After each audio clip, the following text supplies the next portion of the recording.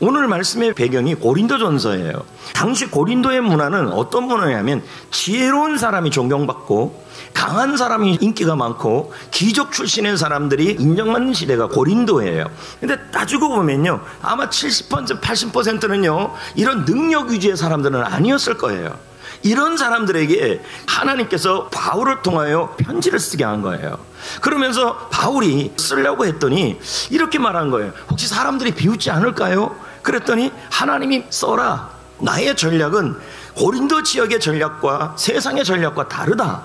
나의 전략은 고린도전서 1장 27, 28절이다. 이렇게 말씀하는 거예요. 하나님이 택하시는 사람이 어떤 사람이냐 봤더니 미련한 사람, 여러분 약한 사람, 그리고 천한 사람, 멸시받는 사람, 없는 사람을 택하셔서 하나님께서 일하시겠다고 말씀하고 있는 거예요. 그러니까 하나님이 여러분을 택하시는데 우연히 택한 게 아니고 하나님이 콕 집어서 의도적으로 선택하여 주셨다는 얘기예요. 그래서 그런 여러분들을 택해서 여러분들을 통하여 하나님이 일을 하시겠다는 얘기예요.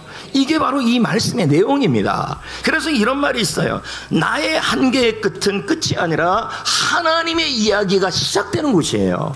여러분들 중에서 오늘 이 자리에 나는 미련한 사람이다, 나는 약한 사람이다, 나는 천한 사람이다, 나는 멸시받는 사람이다, 나는 없는 사람이다, 이런 걸 느끼는 분들, 여러분 그것은요 하나님이 선택할 수 있는 기준이 되어주시고 그걸 통하여 하나님은 여러분의 인생에 이야기를 만들어 주실 줄 믿습니다.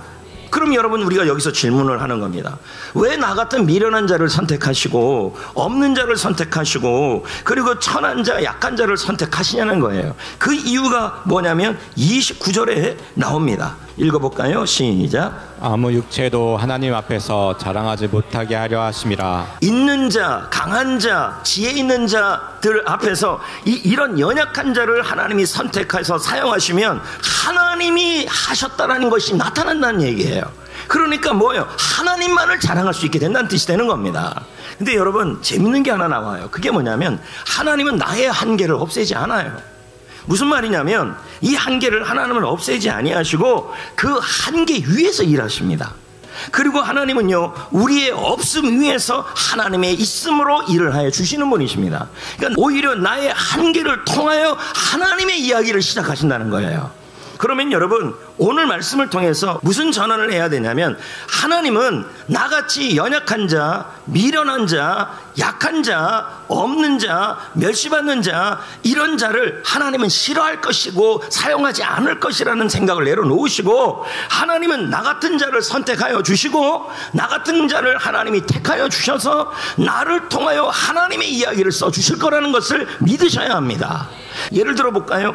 기드온이라는 사람이 300명을 데리고 3만 명과 싸워 이겨야 했습니다. 기드온에겐요 300명은요 전쟁에서 싸울 수 있는 한계입니다. 근데 여러분 그 한계가 끝이 아니에요.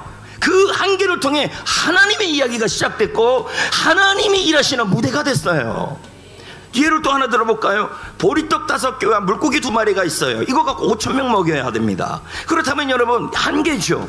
그런데 하나님은 어떻게 합니까? 한계가 끝이 아니고 그걸 가지고 하나님이 기적의 재료로 사용하시고 예수님이 그 이야기의 주인공이 되어 주십니다. 모세는 어떻습니까? 이집트의 왕자였는데 조망자 신세입니다. 멸시받는 사람이죠. 미련한 사람처럼 보이죠. 없는 사람처럼 보이죠. 근데 하나님은 어떡합니까? 여기서 이야기를 끝내지 않아요. 그 인생의 끝을 끝으로 보지 아니하시고 이제부터는 하나님의 이야기를 쓰셨어요. 다윗은 어떻습니까? 미련한 자, 없는 자, 무명한 자인 다윗을 어떻게 해요? 하나님이 택하시고 다윗의 이야기를 하나님이 쓰시기 시작했어요. 이게 주님이 일하시는 방법인 것입니다.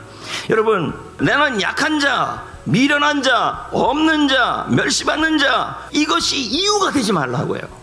이유가 부족하니까 하나님이 이야기를 쓰시는 거예요. 부족하니까 하나님이 필요한 거예요. 주님은 완벽한 자를 쓰는 게 아니라 부족한 자를 택하여 쓰시는 거예요. 여러분 이제부터 한계 때문에 움츠러들지 마시고 한계를 인정하시고 한계를 다시 생각하시고 한계를 내어 드리십시오.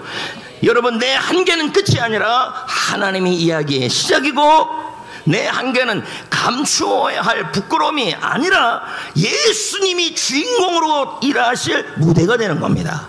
이 사실을 믿고 승리하시기를 축복합니다.